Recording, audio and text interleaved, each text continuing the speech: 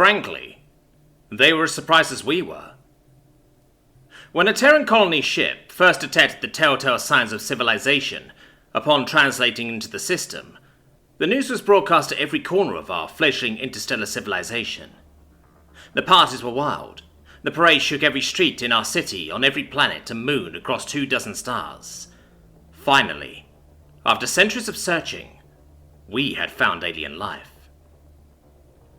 The new civilization was in the early space age and resided on the moon of a gas giant, with just a single extraplanetary colony on a secondary habitable moon within the giant system. First contact materials were prepared, handshake signals were sent, and the information exchange began, both of our societies having prepared for such scenarios upon beginning to reach into the stars.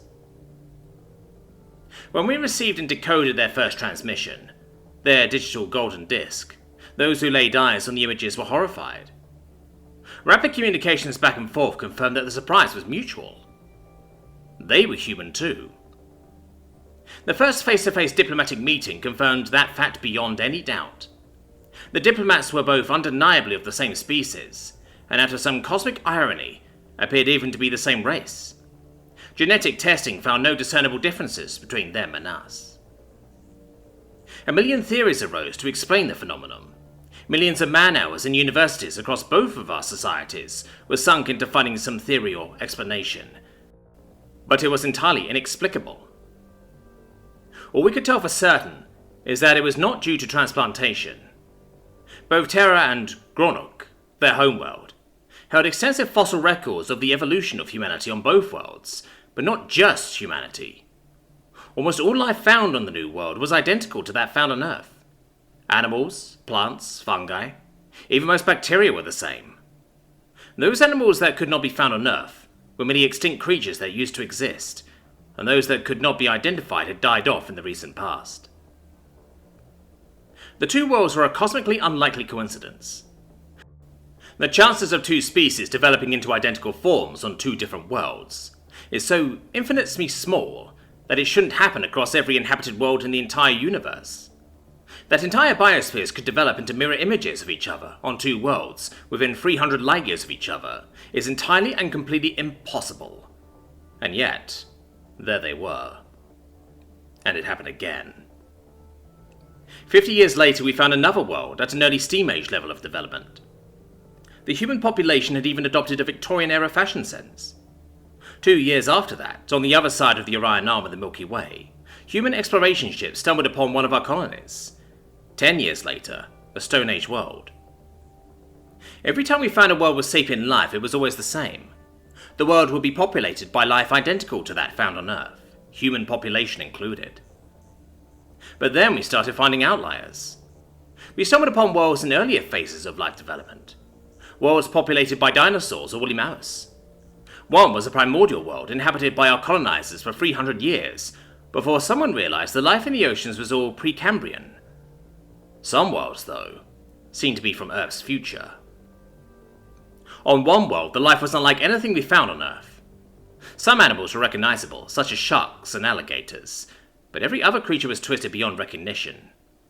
In the dense jungles, we found the ruins of an extremely advanced civilization of humans who, according to their records, spread across the stars and found them populated by others just as themselves. Their civilization persisted for 40 millennia, before a plague drove them to extinction. The Galactic community arose among the thousands of human civilizations populating millions of star systems, a combined unification of the only sapient race known to exist, and billions of the greatest minds were put to the task of answering the greatest question in the universe. Why us?